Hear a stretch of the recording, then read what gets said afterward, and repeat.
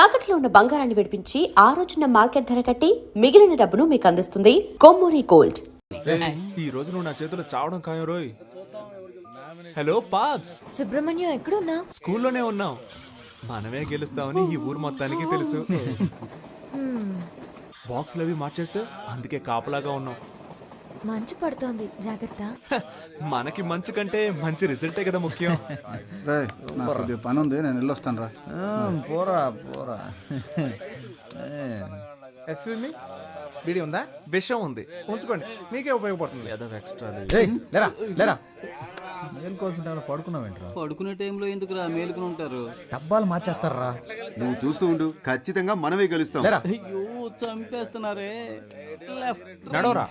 ఏరా, ఆరిపోయే దీపానికి వెళ్తురు ఎక్కువ అన్నట్టు మీరెందుకురా అనవసరంగా తొందరపడుతున్నారు? ఈ రోజు నాకు చాలా సంతోషంగా ఉందిరా. మరి రేపు ఊళ్ళో వాళ్ళందరి దృష్టి మన పోస్టుల వైపే ఉంటుందిరా. రేపు ఓట్ల లెక్కింపు పెట్టుకుని ముందుగానే గెలిచినట్టు పోస్టర్లు కుట్టించుకున్న మహానుభావులు మీరేరా? Think positive. రేయ్, మీ ఆవిడ వచ్చింది. లేరా లే, నువ్వు పడుకోకుండా ఉండడానికి నీకు మెడిటేషన్ నేర్పిస్తాను. రా, తొందరగా లేచి రారా. రెండు చేతులు తిన్నగా ఇలా చాచి కళ్ళు మూసి ఊపిరి బిగబెట్టి మన దృష్టిని కేంద్రీకరించి నేను చెప్పినట్లు నువ్వు మెడిటేషన్ చేస్తే ఎవడో గెలవడానికి నేనెందుకురా మెడిటేషన్ చేయాలి? వాడు చెప్పినట్టు చేయరా.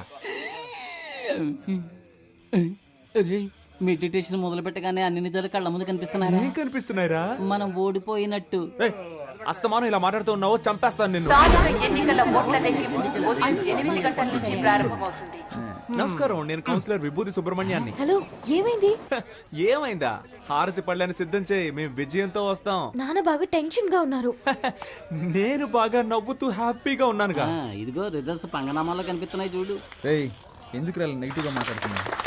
రోయ్, అన్ని రౌండ్లోనూ అధికార పార్టీ వాళ్ళే లీడింగ్లో ఉన్నారు. భయపడకండి రా, మనకు కావాల్సింది 100% కాదు, పాస్ మార్క్స్. ఏంట్రా ఇలా గాలి తీసావు? లేకపోతే ఏంట్రా, ఎప్పుడైనా రూలింగ్ పార్టీ కాకుండా ఆపోజిషన్ పార్టీ గెలవడం నువ్వు చూసావా? పురుషోత్తం గాడికి డిపాజిట్ కూడా రాదు, మనకి డిపాజిట్ వస్తుంది. గెలిచామా ఓడామా అనేది ముఖ్యం కాదురా, ఎంత శాతం ఓటింగ్ పోల్ అయింది అనేది ముఖ్యం. ఓడిపోతే మా మావగారికి ఏం చెప్పాలరా? ఓడిపోయానని చెప్పు. నగలని తాకట్టు పెట్టి డబ్బులు ఇచ్చారా? పోరా, చాలా మందికి దిక్కు లేక పార్టీలు అమ్మేసుకుంటున్నారు. నాగలంట లేటు బలి మార్చావురా. 15వ వార్డులో అధికార పార్టీ అభ్యర్థి రామ సత్యనారాయణ 1200 ఓట్ల మెజార్టీతో గెలుపొందారు. ఆయన సమీప ప్రత్యర్థి స్వతంత్ర అభ్యర్థి అయిన వీరనాయుడిని ఓడించారు. 23వ వార్డులో అధికార పార్టీ అభ్యర్థి పివి సుబ్బారావు 3470 ఓట్ల మెజార్టీతో గెలుపొందారు. ఆయన సమీప ప్రత్యర్థి స్వతంత్ర అభ్యర్థి అయిన విభూతి సుబ్రహ్మణ్యాన్ని ఓడించారు. ఏంటి, డిపాజిట్ కూడా రాలేదా?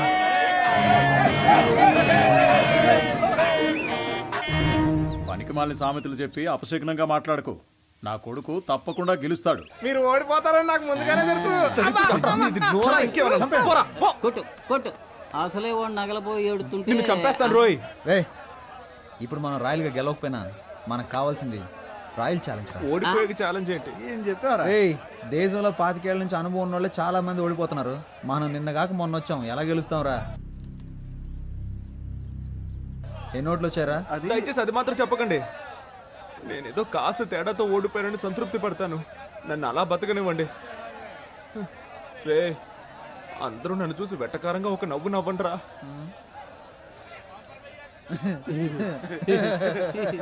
నవ్వండిరా. ఇంట్లో తిండి పెట్టరు, ఓడిపోవడం వల్ల పాప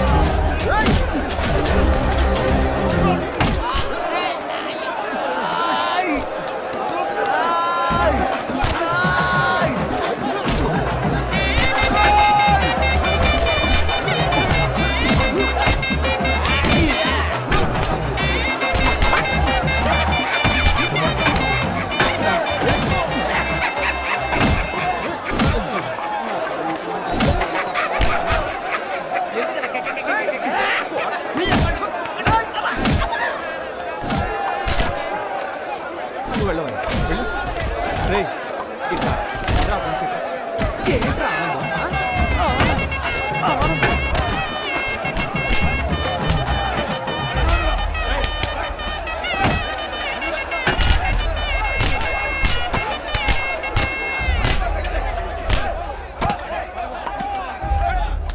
చెట్లను పెంచుదాం, ప్రాణాలకి కాపాడుకుందాం. అమ్మా, అమ్మయ్యా, బతికిపోయాను. కలిసి గాలికి తిరిగే వాళ్ళంతా స్నేహితులు కాదురా, కలిసి కట్టుగా తన్నులు తినేవాళ్ళ నిజమైన స్నేహితులు. అమ్మా అమ్మా. రేయ్, ఒక 1 అవర్ మనల్ని కుమ్మేసి ఉంటారు. దీన్ని ఎప్పుడు నాకు తగిలించారా? అయిపోయిందిరా. వద్దులేరా, ఫేమస్ అవ్వాలంటే ఒళ్ళంతా పంచర్ అవ్వాల్సిందేగా. పాప. ఏయ్ ఏంట్రా, పాపను లవ్ చేస్తున్నంత మాత్రాన పాప బొమ్మను చెడ్డీలు వేసుకు తిరగాల? చిరిగిపోయిందా? రేయ్, ఛాన్స్ దొరికింది కదా అని పాప నెటకారం చేయకు.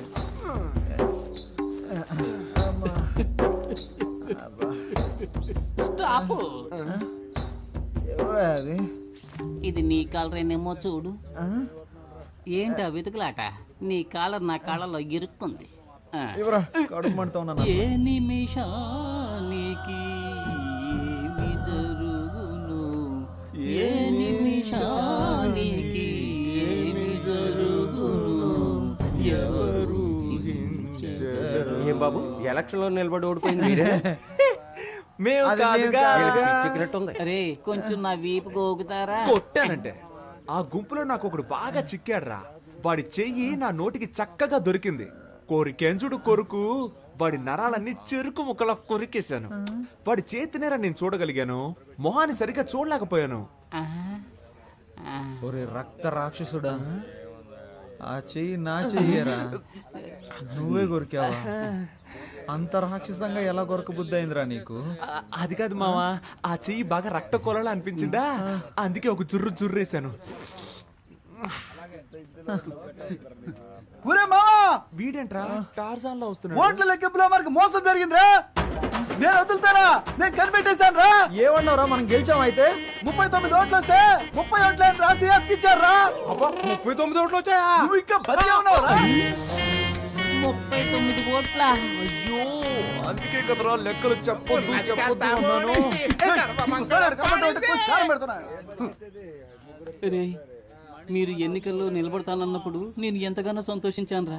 ఓట్ల కోసం వీధి వీధి తిరిగి మనది కాని వారిలో కూడా ఓట్లు అడుక్కున్నాం.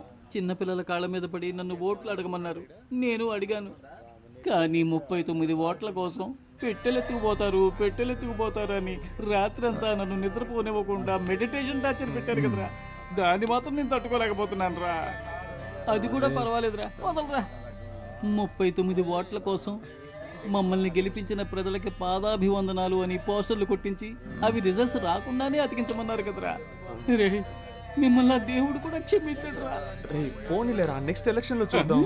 రే, ఈసారి ఎలక్షన్ కమిషన్ ఎలక్షన్లు ప్రకటిస్తే షోలాపూర్కు పారిపోతాను. చెప్పులు కుట్టుకు బతుకుతాను రా.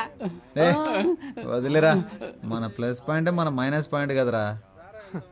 నిజమైన రాజకీయ నాయకుడు మన ఎన్టీఆర్ గారు. ఆయన ఏమన్నారో తెలుసా? ఓటమిని చూసి వెనకడుగు వేయొద్దు, ప్రజల కోసం పాటుపడండి అని చెప్పారు. పాటు పడదాం. కానీ మన జనాలు ఎంత చదువుకున్నా ఎలక్షన్ అంటూ వస్తే కలెక్షన్ ఎదురు చూస్తున్నారు.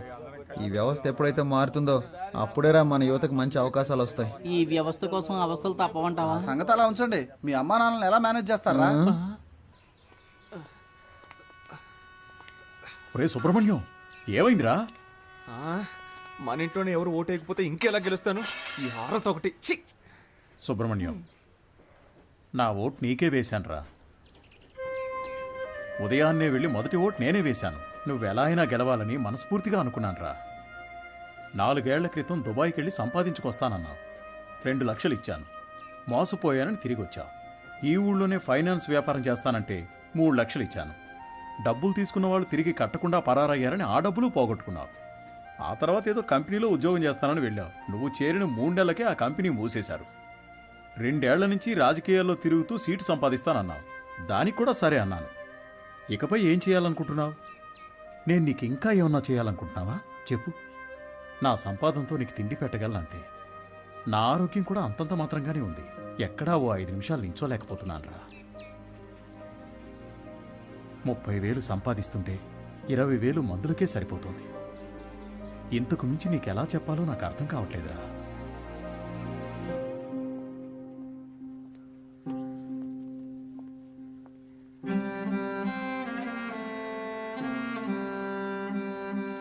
మంచి నిర్ణయం తీసుకోరా. వచ్చే ఎలక్షన్లో తప్పకుండా గెలుస్తాను.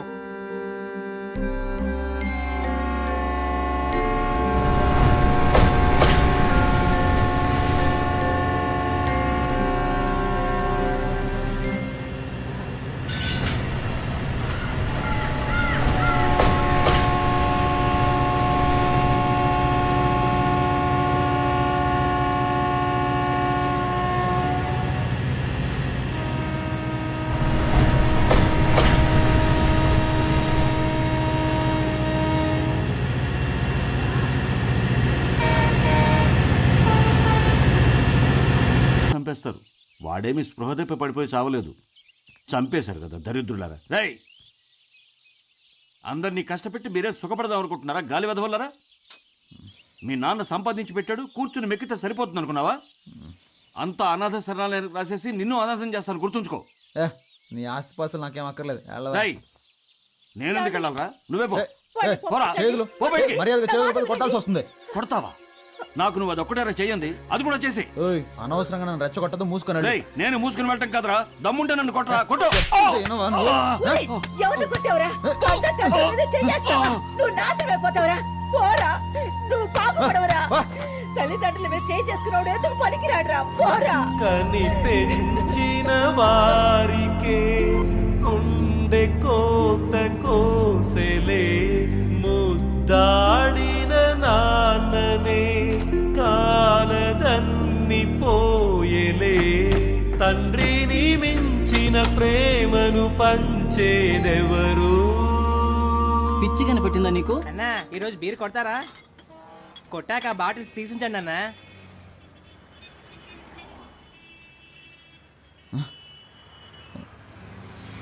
రే తమ్ముడు, మేము నీకు ఎన్నిసార్లు బీర్ బాటిల్స్ ఇచ్చాంరా. నేను పాత సామాన్లు కొట్టు పెడతాను, నువ్వు నీ స్నేహితులు కలిసి పాత సామాన్లు ఖాళీ బాటిల్స్ ఏమైనా ఉంటే ఇస్తారా? ఇస్తామన్నా. అయ్యా, మీరే పెద్ద మనసుతో ఖాళీ మందు బాటిల్స్ అన్ని మాకు ఇప్పించారంటే వాటిని నమ్ముకొని బతుకుతామయ్యా. దాని ఏముంది, తీసుకోండి అయ్యా.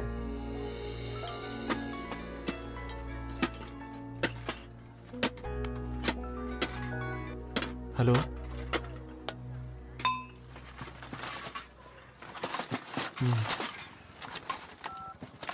ఏంట్రా, ఏమైంది? మా నాన్న ఉద్యోగం నాకు ఇవ్వాలని నిర్ణయించారంట్రా. రేయ్, మంచి విషయం కదరా, కంగ్రాట్స్ రా. రే, చెయ్యవరా. చాలా సంతోషంగా ఉందిరా.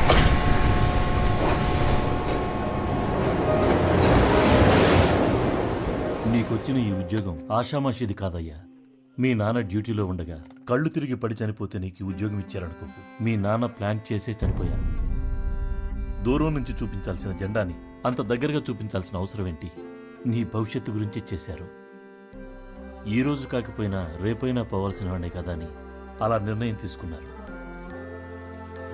ఇక్కడున్న వాళ్ళు మీ నాన్న మీద అభిమానంతో నీకు ఈ ఉద్యోగం ఇప్పించారు. దాన్ని నువ్వు కాపాడుకో.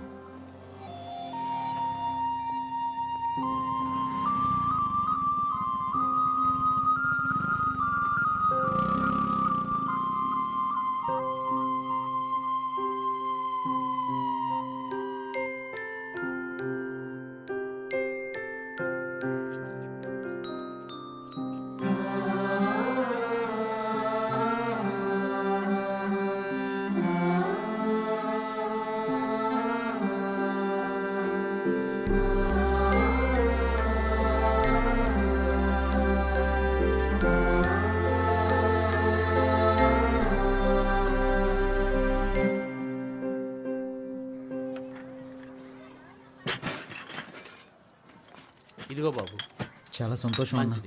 రే, బండి తీయండి రా, త్వరగా బండి తీయండి.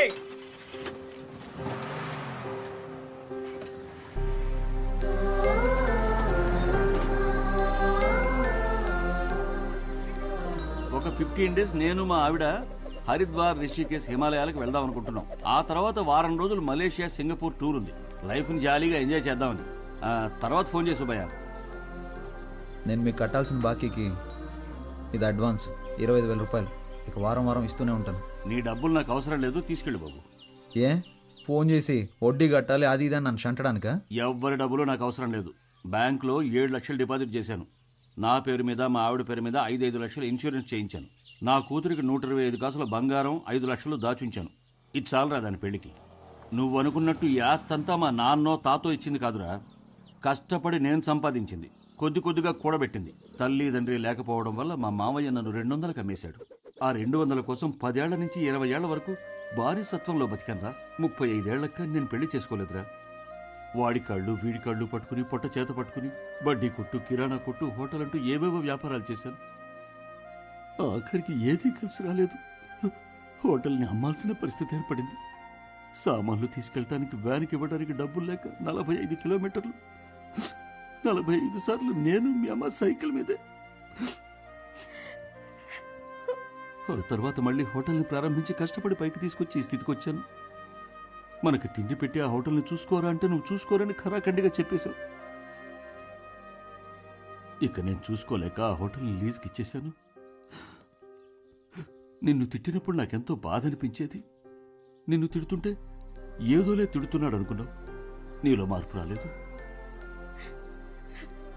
చిన్న వయసులో నువ్వు ఏడుస్తుంటే జోకర్లా నీ ముందు ఏదేదో చేసేవాడిని. అప్పుడు నన్ను చూసి నువ్వు పక్కపక్క నవ్వేవాడివి. అప్పుడు అందరూ అనేవాళ్ళు, చూడండ్రా ఈ బఫూన్ తండ్రిని అని. నన్ను చూసి నవ్వేవాళ్ళు. వాళ్ళెవ్వరి గురించి నేను పట్టించుకోలేదు. నా కొడుకు ఎప్పుడూ నవ్వుతూ ఉంటే చాలు అని నేను కోరుకునేవాడిని. ఇప్పటికీ నేను నటిస్తూనే ఉన్నానురా. ఎందుకంటే నీకు జ్ఞానం వచ్చి ఎప్పటికైనా పౌరుషం పెరిగి నీలో మార్పు రాకపోతుందా అని.